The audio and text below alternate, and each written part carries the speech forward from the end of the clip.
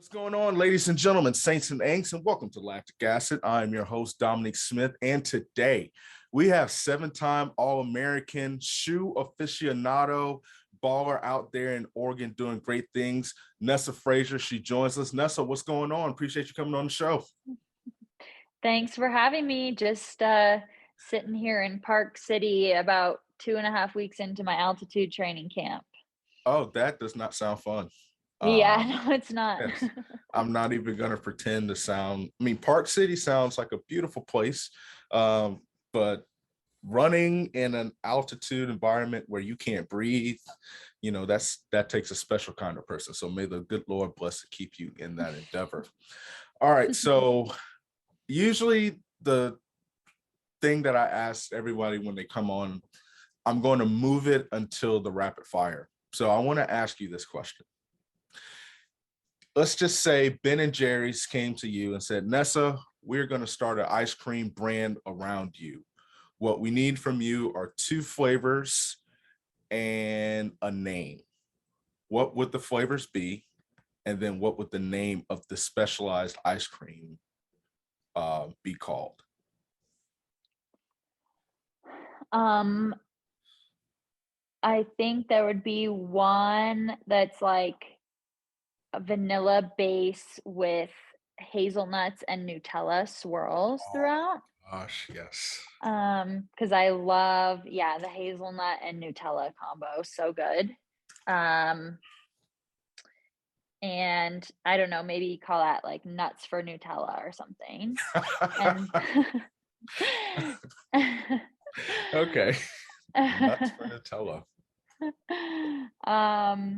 And then I love mint chip, so maybe like mint chip, but with extra chocolate chips, and call it chip on my shoulder. Oh my God, I love that. I was gonna say if you combine the mint chip and Nutella, you can call it Mentella instead of like Coachella. You got Mentella, but Nice. I mean, you kind of straight fire with those names. Chip on my shoulder. Hey, Ben and Jerry, or either Ben or Jerry, aka sponsor Lactic Acid, but we need to make that happen because that's actually something that would sell. Oh my gosh, just like I love that chip on my shoulder. That's like a Marshawn Lynch inspired like team on my back. So I can dig that. Totally. So you are in the wonderful city of Park City. You are embracing what should be a legendary season for you. How's it all going? The first couple weeks up here are always the roughest. So it's been a little rough so far, but it's all to be expected. It's all going according to plan. It's just part of the process of like getting through the first couple weeks at altitude. I particularly struggle at altitude. Some people seem to thrive here. I have a hard time. My body struggles up here. So, but I have seen in the past it can work extremely well and get you super fit as long as you're really smart about it and smart about recovery days and smart about sleeping. So, that's just something I have to constantly be on top of. But if I can keep that in check, then the fitness certainly does come up here. So that's what we're shooting for. That is, I live in Orlando, born and raised, and so my senior year in high school, I had no idea about altitude. And I considered myself, well, I mean, I participated in track and field and weightlifting my senior year, and we had our senior ski trip in Breckenridge, Colorado, and beautiful place. But when I landed, I thought I was gonna die. Like, I'm not even kidding you. Like, I was like wheezing. It's like I don't even have asthma. So just the fact that you have to put in mileage, like I said, that takes a special person. I maybe that just says something about how soft I am, but I can't do it. So definitely hope that it pays off. But how has the season been going, so far outside of, getting ready for altitude, especially I can't believe we're almost in June, which is just insane. I know. to think about. It felt like January yesterday. Right. Yeah, but how's it all going? Right. Good so far. Yeah, like the primary focus will be on US championships end of June. I'll be doing the 5K there. And so I opened up my season right before coming up to altitude. And I did a 1500 and a 5K, and they both were super solid, but kind of more tactical races. So the times didn't necessarily show where I think my fitness is, but I did get the opportunity to race on my home track at Stanford and win the race there, and that was just really fun and special. Kind of homecoming. I love that track so much, and I have family and friends in the area. So that was just fun, and I think part of my goal for this season, after having kind of a rough season last year, is to really like embrace those fun experiences and know that as much as I want to win and crush personal records and all that fun stuff, like the other part of racing, like, just going to a track that you love or being around a community that you love is also really special and something that I'm trying to appreciate more of. So yeah, solid season opener, but putting in the main work for the rest of the season right now and hoping that I'll be able to have some slightly flashier times to show for all the hard work I've been putting in. But I'm like healthy and feeling good and training better than ever. So it's just a matter of time. You don't always get to choose when that next breakthrough moment is going to happen. But Yeah. as long as you can, keep the training going consistently, eventually, hopefully it will come. Yeah, training, that's the hard part. Like I was watching an interview with another Stanford alum, Katie Ledecky, and she was just saying how much she loves training and she sometimes loves it more than racing. I was like, yeah, that wasn't me back in the day. But it seems just at Stanford, just looking at everything you accomplished, like you were literally the GOAT when it comes to cardinal track and field. Like some of these like times and just accomplishments, like I said, 7-time All-American, 15, 20, 5K, 8:59, 3K, like, oh my gosh, and everything. But it kind of followed a theme, like even from seeing, you race then to like now, when you have fun or when it seems like you're having fun, that's when you ball out. How do you Totally. always, I guess, keep that in perspective? Just like I need to have fun, Hmm. like bump times, bump this workout. This is no, I just need to go out there, ball out, do what I need to do, have fun doing it. Hmm. It's hard. I think I did a really good job with that in college because I had a lot of other things going on that were fun and exciting, and I really enjoyed school, and I had a social life outside of just the team, and those things really fulfilled me and brought a lot of joy and balance to my life. So by the time that I was stepping out on the track, whether it was for practice or for a race, I was kind of feeling like a whole and complete human that was like had a lot going on, but that was what like kept me going and kept me happy. So it was Mhm. really easy to step on the track and be like, yeah, I'm just going to have fun out here. I'm going to ball out. I'm going to do my best. But like everything's going well and I'm having so much fun with other things outside of running that it's actually allowing me to have more fun with running as well and have a little bit less pressure on my running because it's just one piece of this very multifaceted life that I'm leading. Mhm. And so as a pro, that's been a lot harder to recreate because our training and competing is our life, and that's how we make a living. And that's like everything that we're pouring our time and our dedication into, which is great. I mean, at a certain point in college, you might reach a limit of how much you can improve because you're doing a bunch of other things, and that's why you go professional and see how good you can be when you're like pouring everything into it. But at the same time, I think it can create a lot of pressure on yourself because that's all you're doing all the time. And if it's not going well, then it's just a lot heavier weight to carry on your shoulders, and it's a lot more disappointing because you do feel like, in a way, you almost have something to lose.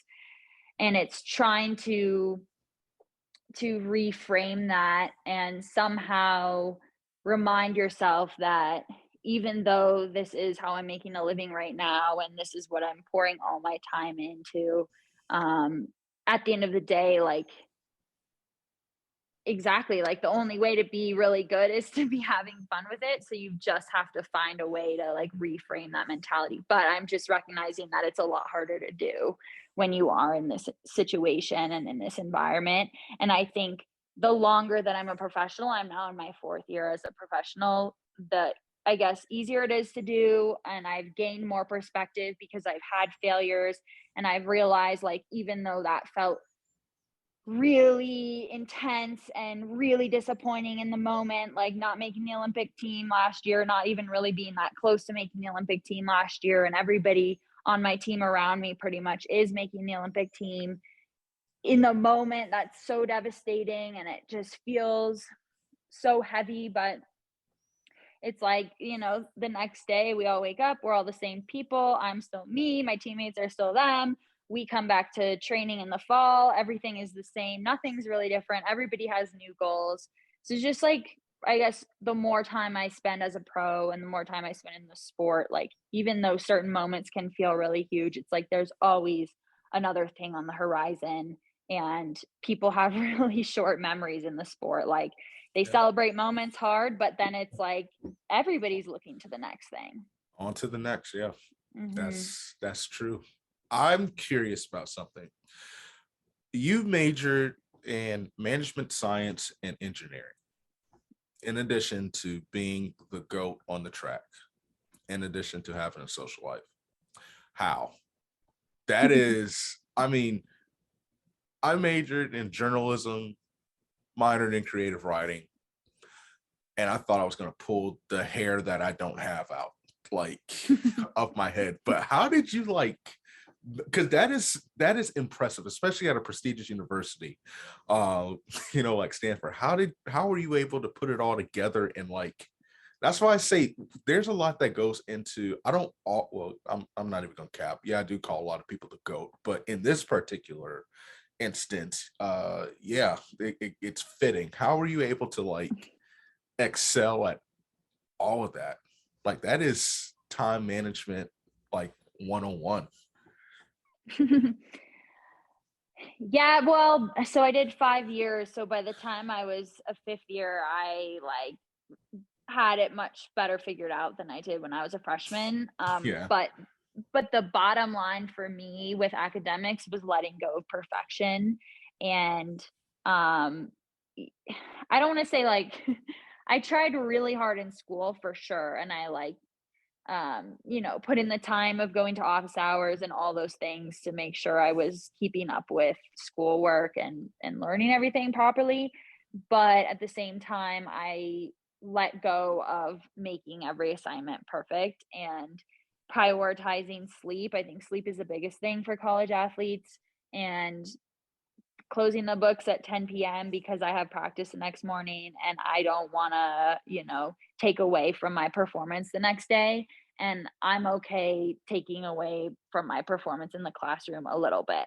Um, that's not, I still did well in school, but I wasn't perfect. And I probably wasn't, as good as I could have been in school. And I failed a class once and I had to retake it and things like that where um, I don't know if I would have been in that situation if I was a full-time student. Maybe I still would have, but I think just in order to continue to have balance in my life, but also to be high performing on the track and as a distance runner where sleep is especially important, it was like that was the way I did it was letting go of perfection.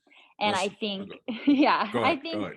I think people who did struggle a little bit at Stanford um were the ones who were trying to be perfect in everything, because it's just not possible. It's just not possible. Like, don't let, what is the quote? Like, don't let perfect be the enemy of good, or whatever it is. It's like, You just I- just do your best, but prioritize things and make sure that you stick to those boundaries.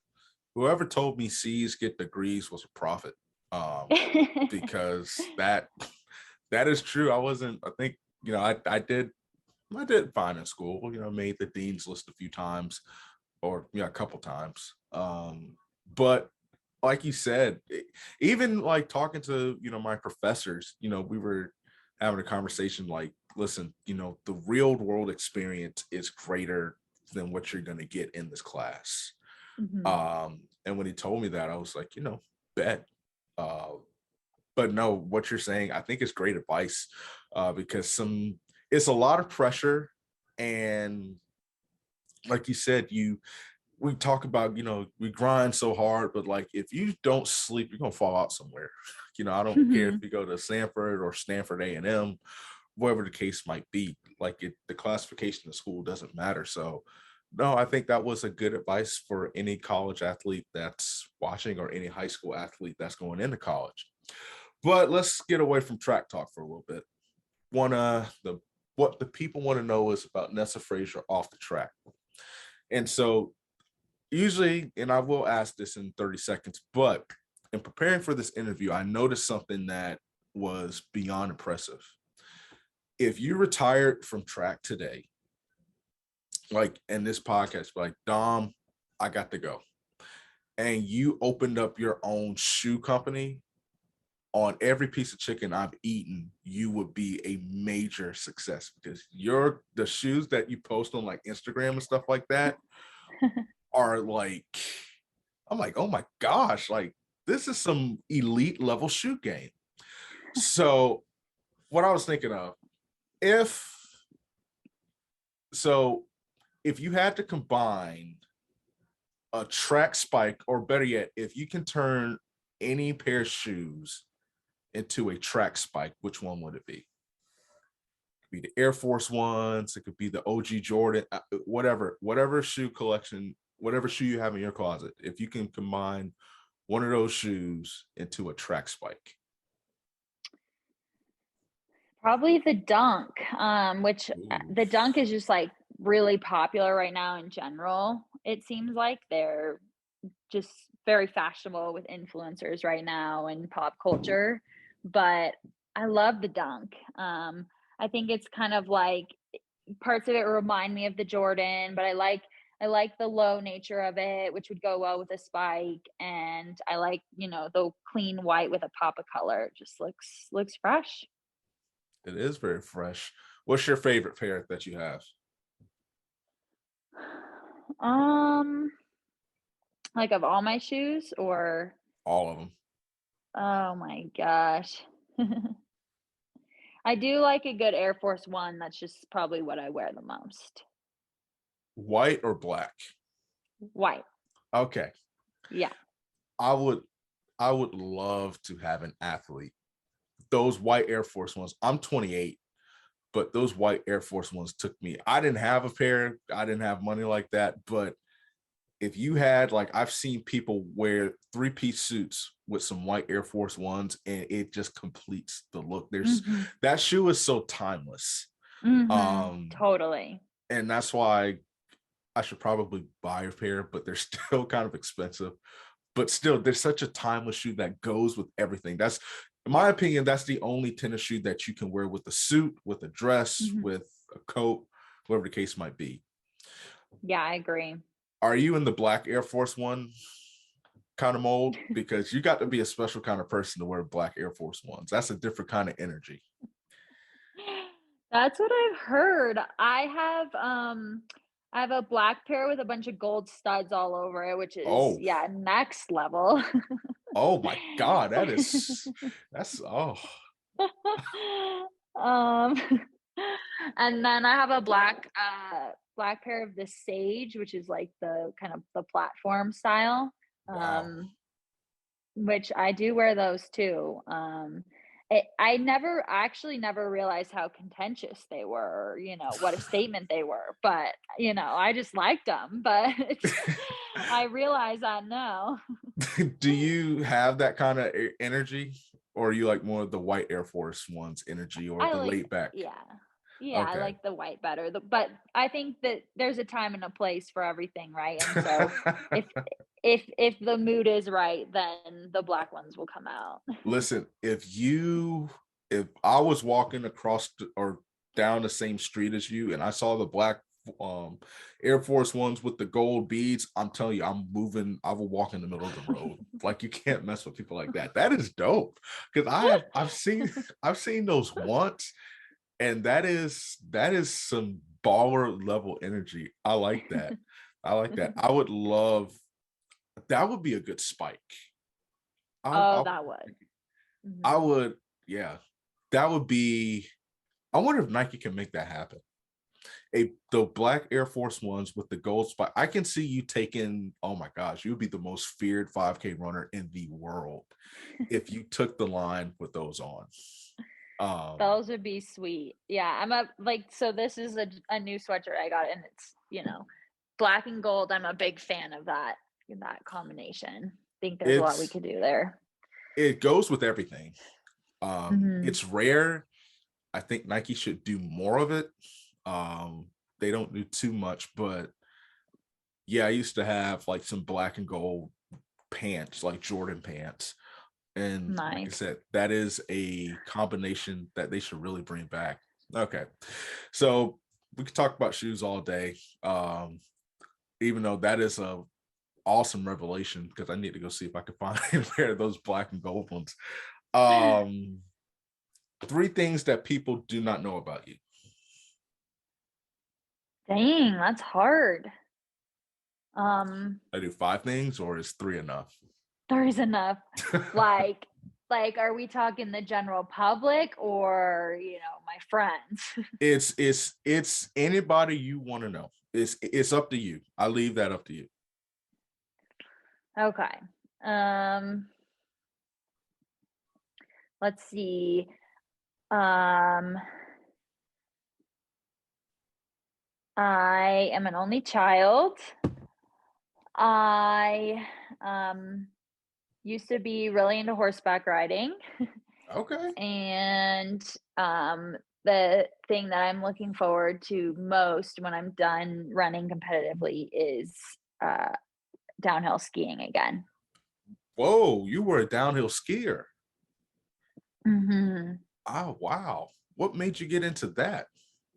That's Well, not awesome. like not competitively, but just like Oh, even for fun. for fun. Yeah.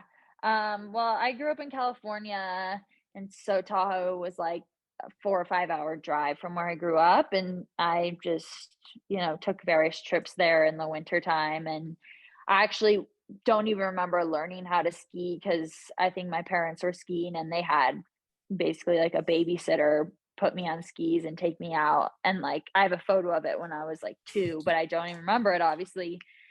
So that's just something that, yeah, I started at a young age and loved it, but it's just too dangerous to do when you got to protect the body at all costs when you're a runner. I don't think they would be too happy to see you downhill No. skiing, but I've been skiing. I went once in Breckenridge. I'm not even gonna lie and say I was good. I crashed. I ran over my instructor. But the moment I was going downhill, it was just so liberating. Yeah. What's your favorite place that you ski? I've only ever skied in Tahoe actually. So, um, you know, even where we are right now in Deer Valley, Utah, it's like apparently, incredible snow. Utah and Colorado supposedly have some of the best snow. So, um, I want to do like a full on ski tour trip when I retire from running. And, the dream would be to go to like the Swiss Alps and go all over the Oh, US and wow. Canada. Like I would love that's like my dream trip that would be over the span of an entire winter. Oh my gosh, that would be so fun. Like Yeah. skiing from country to country, state to Hmm. state. Oh man, you got to make that happen. That would Yeah. be that would be epic. That's the hard part about like being a professional athlete is there's some even horseback riding to an extent. Hmm. Like as cool as that seems, um, if you fall and like you fall wrong, then Yeah, don't it's want to pretty. risk that. No, it's a high risk, like a low key reward almost. But though that's interesting that you've done that. I'm an only child too, so Oh, uh, nice. yeah, that's you're actually it's funny. You're actually the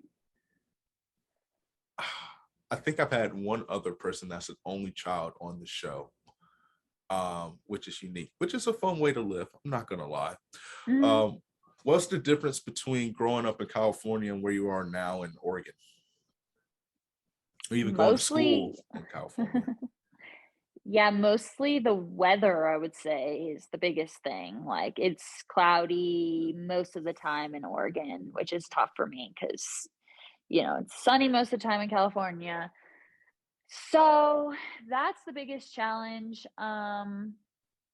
There's a lot of emphasis on like outdoor activities and fitness in both places, though. So some similarities, but the weather is brutal. It's like I'd rather it be cold and snowy than gray and rainy, Oh, pick one or the other. because you just can't, especially as a runner, because you just can't. I mean, if the goal is to, well, maybe that's why they have all these teams in Oregon. If the goal is for rest after practice, because you do not feel like doing anything, like That's true. at all. So maybe that was the point of having everything out there, because there's no, it drains the energy out of you. Like, Hmm. I don't know, it's just like you feel like, honestly, today it's been cloud in Orlando, it's been cloudy, and I took an extended nap. I never take naps. Like, I lost that ability after I stopped being athletic. But I took a nap because I just couldn't find the energy to like function and stuff. So Yeah. oof.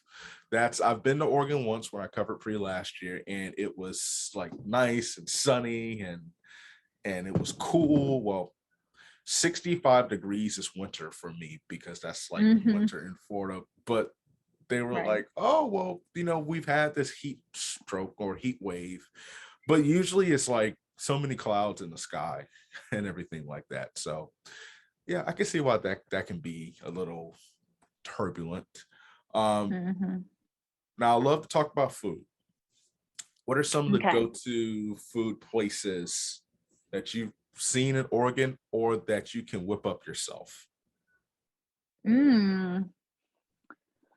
I don't like I love eating and I love food, but I don't necessarily love cooking. I just find it like tiring and tedious, and it's not the type of thing that I enjoy. So I And I'm wrong usually with try that. to keep yeah, I try to keep it pretty simple in the kitchen.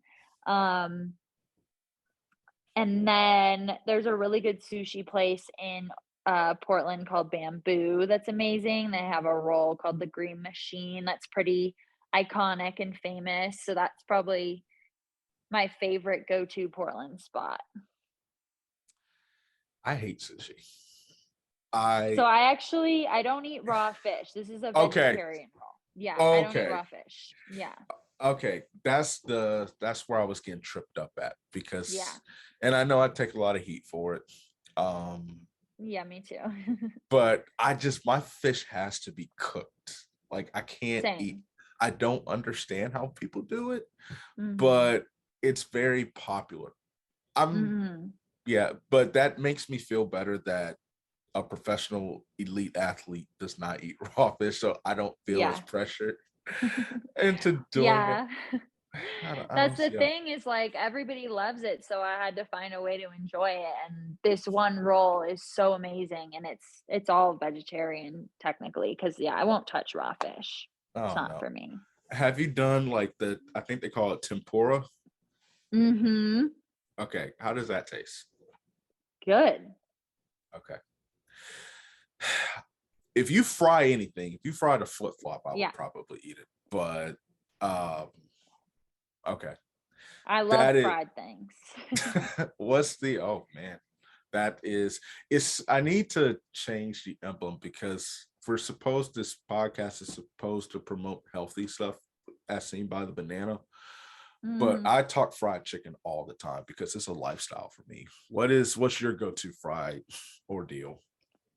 I mean, I love Chick-fil-A. I do. Okay.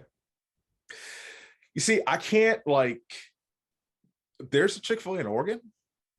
Yeah, I yeah, didn't like know right that. down the street. Yeah. So it's funny when people tell me they love Chick-fil-A because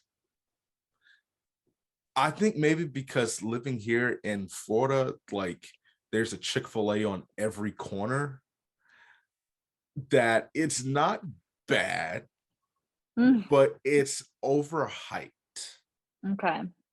Like raisins, something like that. Yeah, it's Mhm. good, but it's like it's not for everybody. But I did not know. That's interesting. I didn't know that there was a Chick-fil-A in Oregon. I didn't Mhm. think they franchised out there. Okay, so that must Mhm. be the go-to. That's okay, but it's still fried chicken, so that's still It kind of reps. works. It works. It works. So on your downtime, what are you able to just do outside of concentrating solely on athletics? Mm. There's really not a whole lot that I consistently have time to do. Usually we just try to do things to kind of unwind and relax as a team. Or, I live with two of my teammates, Sean and Elise, and yeah, just like play games, go out to eat, like do things that are relaxing, but totally take your mind off of running and training and stuff. I think the thing that I guess I'm realizing just talking to you is just how much of a lifestyle Hmm. this is. Even, I mean, I talk to sprinters, and it's a strict and strategic, lifestyle. But I don't know. I guess maybe until this interview, I've just never fully realized how much sacrifice kind of Hmm. goes into it. Um, Hmm. from a distance level, from a training of a distance level. Hmm. Um, so you've been through a lot in your running career, so far. Not even going to rehash it. There's plenty of podcasts and episodes that you have, talked about it, but it's I think it's safe to say like you're probably one of the toughest ones like in the game. Um Anybody that has to wear a boot on 2 feet, that is like tougher than hen's teeth. And so you're kind of, you know, transitioning into this, season, going into worlds and everything like that. How are you able to kind of draw from your experiences and how much you've had to overcome? And does that give you confidence, especially, you know, during some of the darker seasons, of any track and field season? Hmm. Yeah, for a long time, I feel like I was drawing confidence on that experience. Like, oh, I went through all this stuff, nothing can be harder than that. Well, there's always stuff that could be harder, honestly. But um, you know, it was a big challenge that I tackled, and I came back from it. But um I didn't necessarily come back to the level that I wanted to like return at a year later. Which a lot of people were like, "Oh, well, you just had surgery on both of your feet a year ago." And I'm like, "Yeah, but I want to be better." Like that's just how I am. I'm just like I always want to be better. Um and if I'm not reaching my expectations or my goals, I'm frustrated. And I think that's okay. You have to learn to have a balance of that drive, but also appreciating how far you come and all that stuff. But I would say now I do feel kind of like like it's been 2 years now since the surgery. I feel pretty far removed from it. Like, okay, it's a new chapter now. I've come back from that. That did give me confidence for a while, but now I'm in a place where it's like I'm trying to find the runner that I was pre-surgery. Like I had this huge breakthrough right before surgery, and it hasn't quite clicked the same way that it that it did in that moment, or that I felt like the trajectory I was on pre-surgery. So in a way, I almost have to like find confidence from how I did that previously and like who I was before the surgery. And um yeah, that's kind of what I'm looking for again. And it's like you don't want to get too stuck on that because every season is different. And every year you're a different person and an athlete. But I think I also have a lot of confidence of what I've done in running. It's been 2 years since I've had a big breakthrough, but like trusting that that's still in there too. Do you think that maybe, I don't know, obviously, you were, I think, well, I don't think, I know you killed it, prior to those injuries, but Hmm. maybe the old runner had to die for the new potential to kind of be born, if that makes sense. Hmm. I'm phrasing this question Yeah. horribly, but No, no, that makes sense. yeah. Yeah. Hmm. Um, but yeah, have you kind of thought about things from that angle? Like, okay, maybe, you know, while what was previously, going on, it seemed like it worked. That was where I was the most confident. Like maybe in order for me to take the next step, because as a competitor, obviously you want to make these teams, but I don't mean to put words in your mouth, but I'm sure you want to get on that medal stand too and stuff like Hmm. that. So it's like maybe all of that had to go so that new life, new potential, a new perspective can come up, and then you could take that next step Hmm. into, walking into what you were made to be. Hmm. Yeah, that's a great way of looking at it. And I think something that's important for any athlete to think of in those terms, because it's so easy to get caught up in like past performances and trying to recreate those, and that's just not really how it works. And that's a, yeah, good way to look at it, is like maybe there could even be something better, and that's what we're working toward. What brings you joy in the sport? Obviously winning. um, but just what makes you get up every day, and what allows you to see the peaks of sunlight in a cloudy, overcast sky, um, every day to keep you going? Mm, yeah, I mean, it's cliche, but it really is like of course, like achieving a big goal brings joy, but that's pretty temporary. Like I said, short-term memory in sport, it's always on to the next thing. Um, but having a goal is something that can bring joy every day, and pursuing a goal is something that can bring joy every day. Especially if you feel like you're doing everything in your power to get one step closer to that goal. And as simple as it is, stepping outside for an hour recovery run is bringing you another step closer to that goal. And I've learned that through the years of running, is like every step that you take matters, however big or small. And that brings a lot of joy. It's like I'm doing everything that I can to get closer to this goal. So Why did you how did you get into running? What was kind of your start? I started with Girls on the Run, a program for third through fifth grade girls, and it was at my elementary school, and all the other girls in my class were doing it as like an after school activity. And it prepares you to run a 5K along with other, fun games and health related lessons. And it was like that, yeah, it was just what everyone was doing. And so it sounded fun, and I fell in love with running as a third grader, and kind of never looked back. I ran my first 5K in third grade. Oh my gosh. Yeah. What? Yeah. Maybe something's wrong with me, because I mean, I didn't even know what that was, but dang, that's, Well, yeah, I never would have known if it weren't for the program. So, yeah, I owe a lot of credit to Girls on the Run. I was touching 2 laps for warm-ups. I wasn't thinking about a couple miles. Man, that is, but that does seem like a great program. This is a weird sport. track and field being we're good, we're bad, won't go into the specifics. What's the change that you want to see in it to make it better for yourself and make it better for other athletes, especially future athletes? Mm, I don't have the exact solution of how to make this happen, but finding a way for professional track and field to have some sort of bigger team element to it, because that's what I loved so much about college track was being part of a team and like having a team, a team trophy to compete for.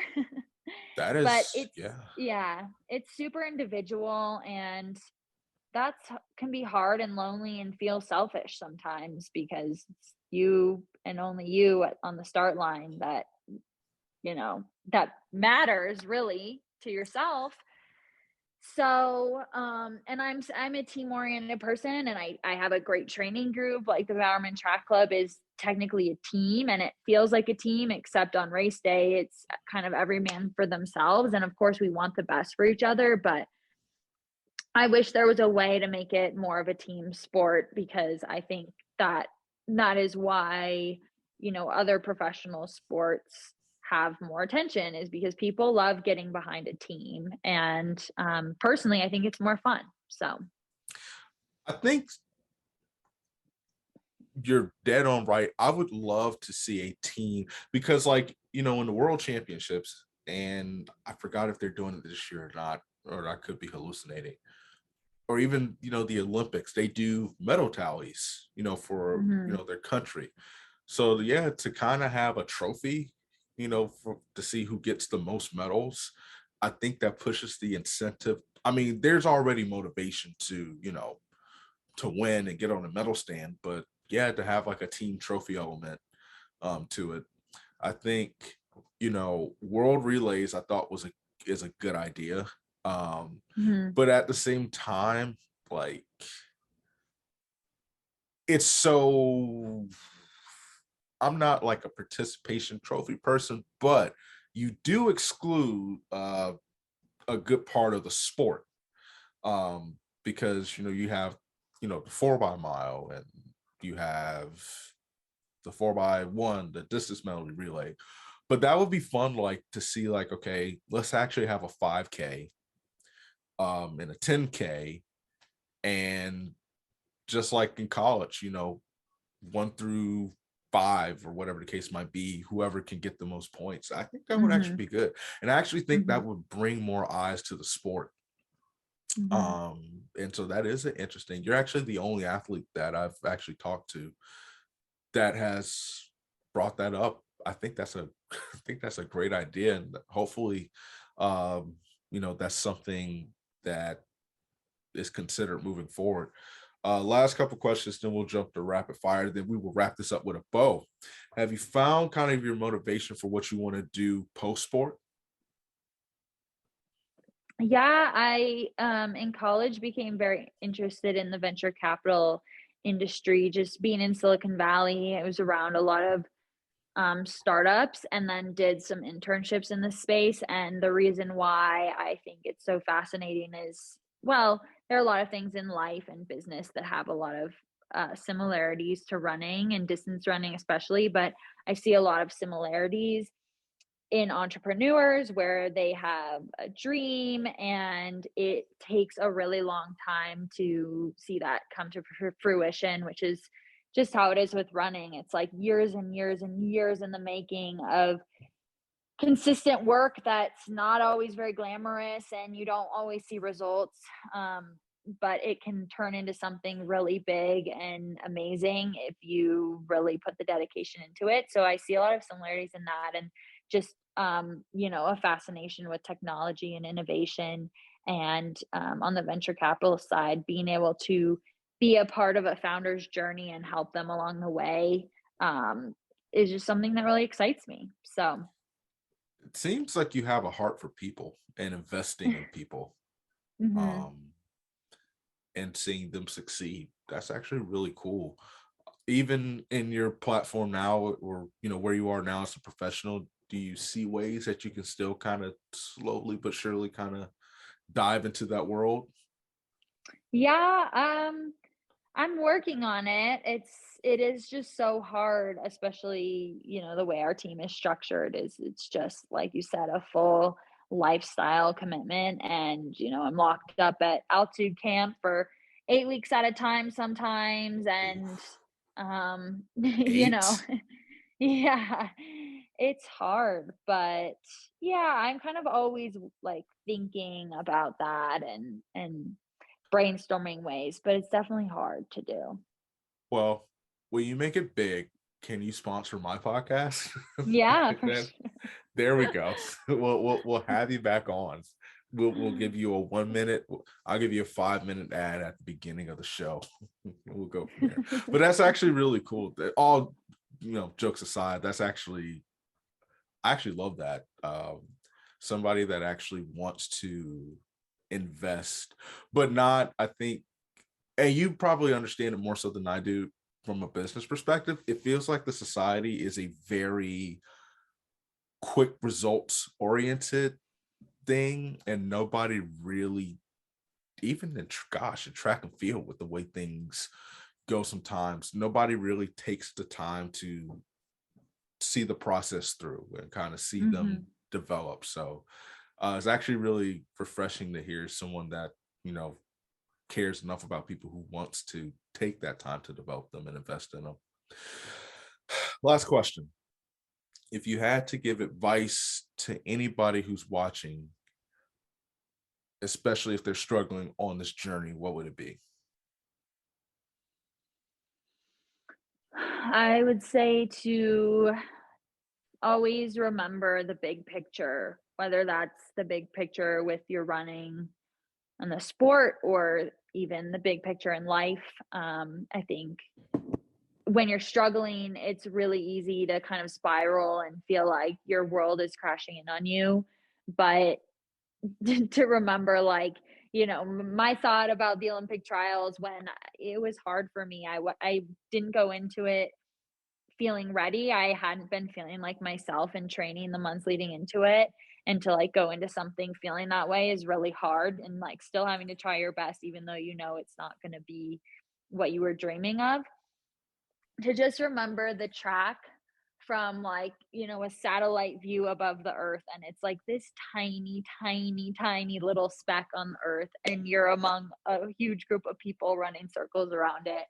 And to think like, of course it matters to me, but like at the end of the day it doesn't really matter. There's such a bigger world out there. There's other much bigger issues out there, and people struggling more. So kind of that bigger picture, but then kind of what I alluded to before, in the sense that like there's always the next thing in sport, and knowing that, you know, even if it sucks right now, if you keep sticking it out, there will be more opportunities. There will be times where it turns around and turns in your favor.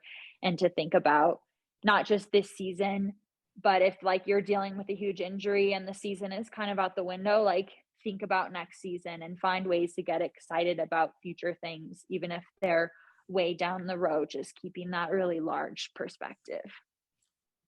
I always say perspective is reality, and that definitely makes sense to everything that you said. So we are done with the general portion. Now it's time for the fun stuff. This is called Down the Home Stretch. I'm going to ask you some rapid fire questions. I want you to answer them to the best of your ability. If you do not, it's really no big deal, because very few people do it. Although the person who has the fastest time in this is your former teammate, Sinclair. Sinclair. Yeah, Oh my gosh, Sinclair. it's so stressful. Sinclair absolutely killed it. Now, there may be a couple occasions where I may ask you to expand on the answer. That does not count against the time. But yeah, so Okay. technically, you are aiming to beat Sinclair in this. Are you ready? Okay. I'm ready. If there was a food that you could live with and a food that you wanted to live without, what would they be? I would live with mac and cheese, and I would live without olives. I like that answer. Okay. If there was a television show that you could be the guest star on, what would it be? Or Netflix series or anything? Um, Oh gosh.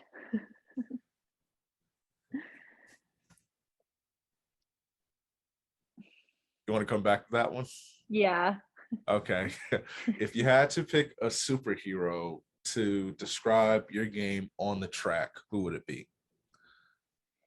Wonder Woman. Wonder Woman. Okay. If there was a custom shoe made directly for you, what shoe would it be and what would it be called? Um, the Dunk with gold as the color highlight.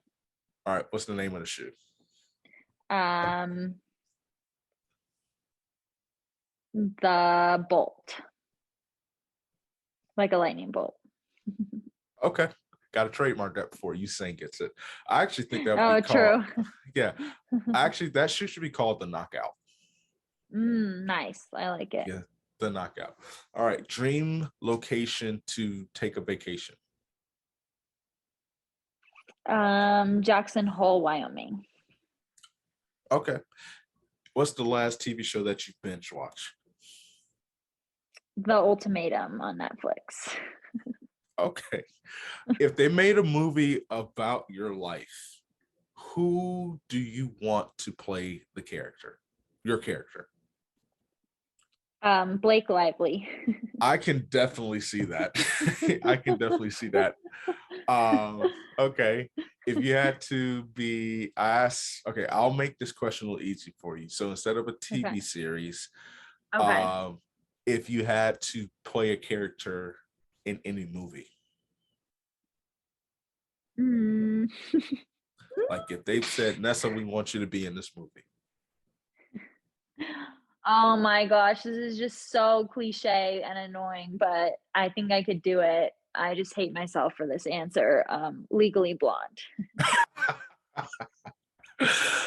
Okay, that is all right. That's fine. That's fair. Um, if there was a theme song that describes your life, what would it be? Or any song?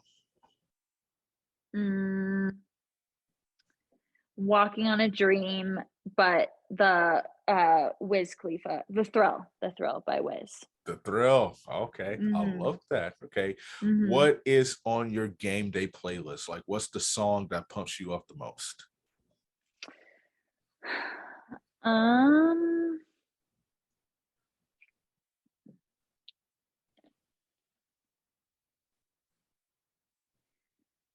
it's always different. Okay, that's fair. What's Always the different. all right? What's the latest one? Like before the last race that you I don't even I don't even think I listened to music the last race. I was talking to my coach before. Oh, okay, okay. All right, we can skip that question. It's all good. That's more important. I mean, I do like listening to music. I do. It's just I actually like don't even have a recent one that I can think of. It's all good. It's all good. A couple more. If you had to have someone narrate a race, and I mean narrate, not call a race, narrate. It could be anybody. Who would it be? Mm, these are hard. I feel like I could come up with a good answer, but it's hard to think of off the top of my head. So there's like Um, James Earl Jones, there's Morgan Freeman, mm, there's oh boy. yeah, Morgan Freeman would be pretty good. Um, okay, we could stick with Morgan Or Freeman. or or or Barack Obama. He did a pretty good job with the like national park series on Netflix. That would actually if He's got a yeah, nice voice. that could guide you through. Feel like if you listen to him while you're running a 5K, like you would feel so encouraged. Like Exactly. he would lead like Yeah. the biggest comeback. Okay. Yeah, From that's a good one. yes. Two more questions. Two or three more questions. What's the best sports comeback in sports that you've seen? Um,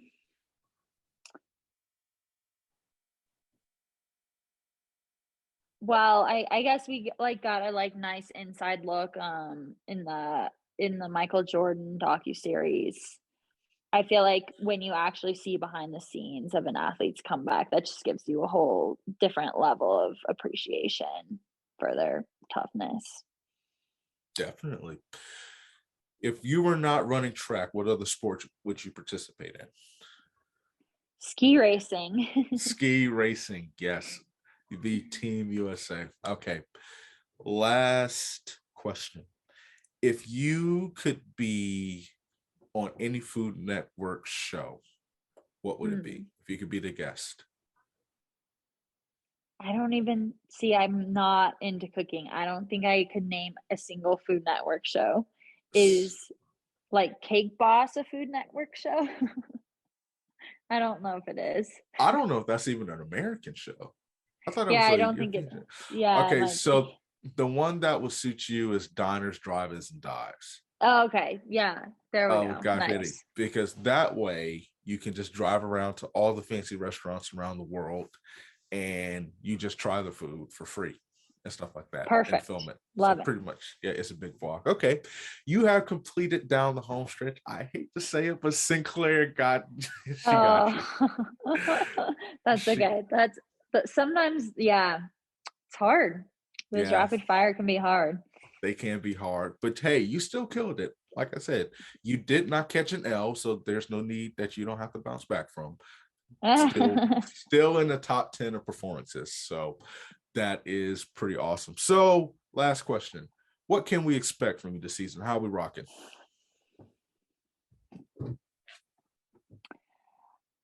I guess we'll just have to find out. Okay. I don't know. Sometimes it's good not to set any expectations, but to leave an open mind for all the possibilities. Fair enough. Fair enough. I appreciate you taking time out of your busy life to come on this show and chat with me. Where can the people find you and support you? At Vanessa Fraser on Instagram. Awesome. Nessa, thank you so much. Looking forward to the great things you're doing this season. That's it for Lactic Acid. You know where you can find me on Instagram, Lactic Acid Podcast, Twitter, Lactic Acid _pod. We're kicking off. Well, we're not even kicking off. We're well into our special exclusive episodes called Track Talk, released every Tuesday or Wednesday night on YouTube. So make sure to check that out. Y'all, I got to delete TikTok. The Gen Z, they just too much for a brother. So we have to keep it going with that. So don't even try to follow me on there. It's gone. It's dead and gone. But I appreciate the support.